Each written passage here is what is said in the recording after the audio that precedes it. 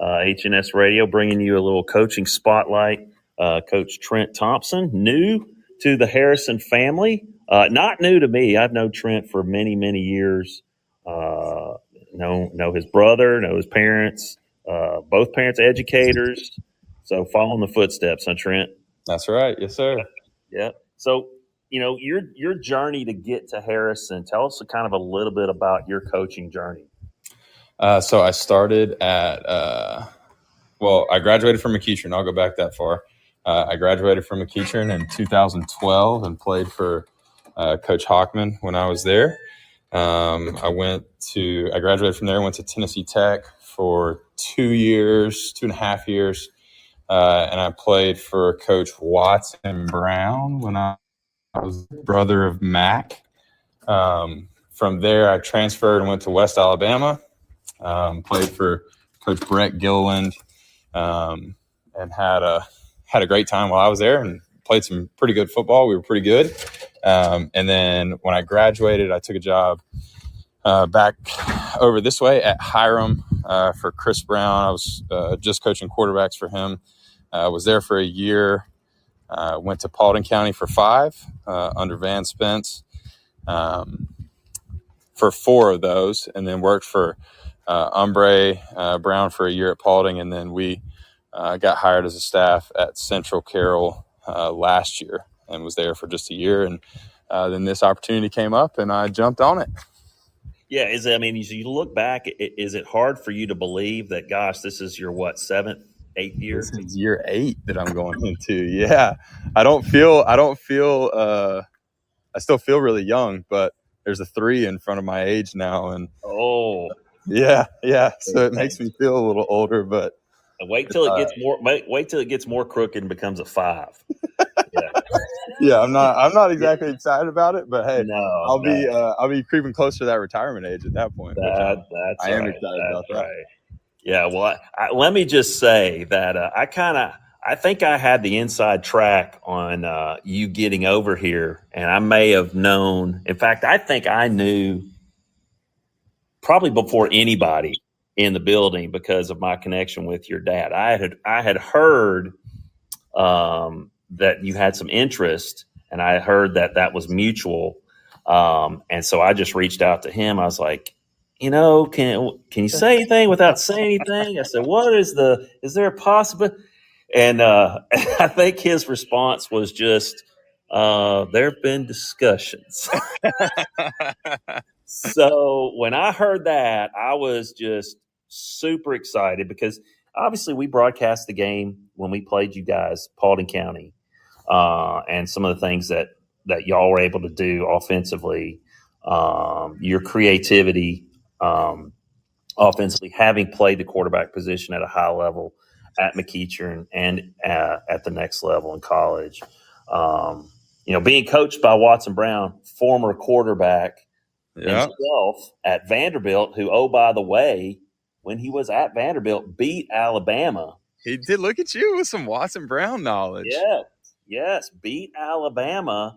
And actually, it's interesting. I don't know if you know this about him. Bear Bryant wanted him. Yeah. Oh, and he's quick to tell you that now. Yeah, he'll let you know. Yeah. He actually, he was set to go to Alabama. Yeah. And then changed his mind last minute, and but ended up, going to Vanderbilt, and I think he got hurt his senior year maybe. Had that big win. He coached Vanderbilt right around the time when I was growing up in Nashville. But hearing your name as being somebody who was going to join the staff, I was super excited. I relayed that to Terry. I said, hey, I guarantee whatever we are this year as a football team, I said, our offense is going to be innovative. It's going to be exciting. So I was definitely fired up about it. Well, I appreciate that. Yeah, one of the things Coach Salam, when I interviewed with him and we sat down and talked some as we got going, he said, look, Coach, at the end of the day, all this is great. I just want it to be kind of cool. I was like, hey, I can do cool, man. We can figure that out and have some fun with it. So yeah, that's the goal. Make sure the kids have some fun and try to score some points. Yeah, and I think that's it's evident from the kids that I've talked to up to this point, the way the way that they're perceiving, their workload, the time that they're out there. It's quality time versus just quantity. I don't know how Hawkman did it at McEachern, but I just was, I'm a Cobley guy. I spent most of my time, covering Cobley's practices, and there was no wasted time out there. If Yep. you know, and he never did anything that wasn't going to help him win a game. Nothing. Yep. Everything he did was purpose driven, and I get the sense that this staff is a lot like that. Well, turning our focus to maybe some of the things that you have seen.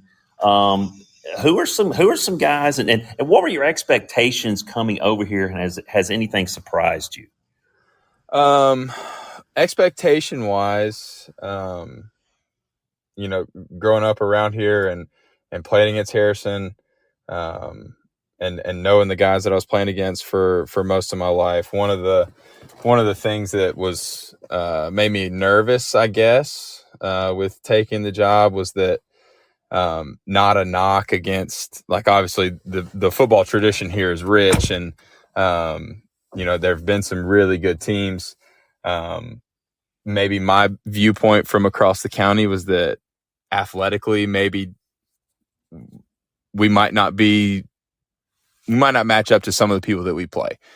Now there's obviously, toughness and smart kids and a lot of other positives. I don't think that that's been true. I think that athletically, we'll match up with the people that we're going to play on Friday nights, on top of having the toughness and the discipline and maybe some smarter kids. And that's been a pleasant surprise. And Xavier Hill has been probably the most pleasant surprise.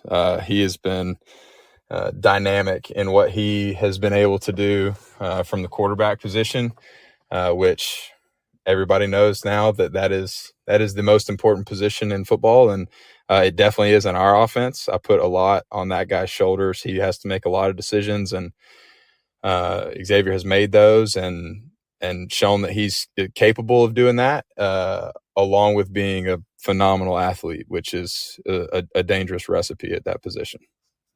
Yeah, and he's a guy that, he was our best running back last year. Probably could have played the position last year, and did a little bit, but just kind of in spots here and there.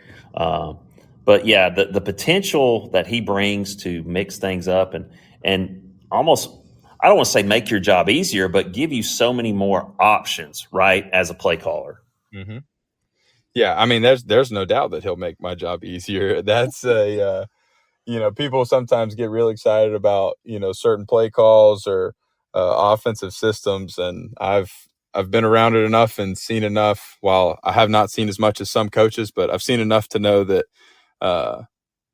players are what score points and win games, not plays or systems or any of that. So he's been great. Yeah, is there anybody else? Like, I know you guys have done a lot of gone to a lot. You went to FCA, you went to Georgia to get the guys, some 7-on-7 experience. Is there anybody else that's maybe surprised you on the offensive side? Well, there's two older receivers, two guys that are going to be seniors, Kylan Ford and Austin Perry.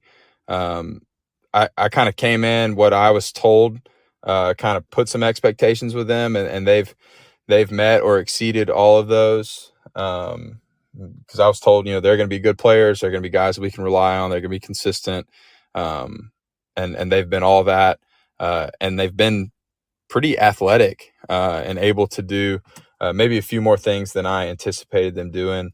Donovan Martin has been, I would call, a surprise from what I was told coming in. He didn't play a ton last year. He had an injury or two that kept him out, but he can run. Like, he can really, really run. And he's been a consistent catcher of the ball. He's super smart. He doesn't bust a ton of assignments and stuff like that. So he's probably the most explosive player that we have on the perimeter, which for a guy that's got 2 more seasons left to play, that's pretty exciting. That's awesome. I mean, that's something. Again, that's a name that Terry and I have not heard a lot about, and have not really in our broadcasts spoken of. So that's exciting that we've got some guys that are coming through the pipeline that are going to be able to contribute upcoming. I mean, here we go. Like, we're 2 weeks away from first scrimmage. What do you think that East Paulding scrimmage? What are some things that you want to get out of it? Maybe, obviously you don't need to tell me the game plan, but what are some things that you're looking for from our kids? Really just to do exactly what we've done all summer against ourselves. It's one thing to come out at practice against yourselves and execute. And I like something that I say a good bit to our kids is like, man, mess up now, because there's ain't no butts in the bleachers. So I'm interested to see how we'll be when there are some butts in the bleachers, Yeah.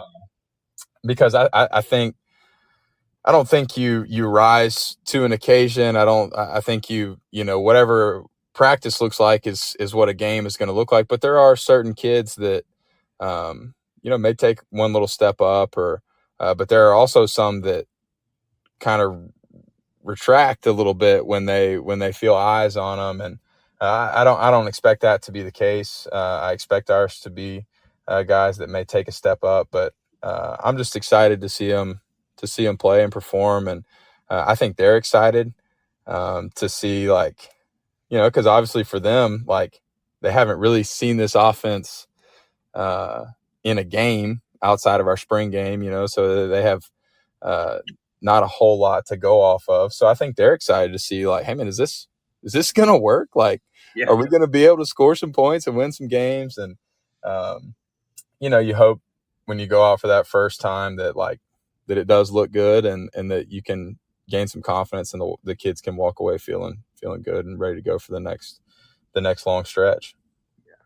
Well, awesome, man. Trent, thank you so much for spending a few moments with us today here on H&S Radio. Look forward to maybe getting you on here again, middle of the week sometime.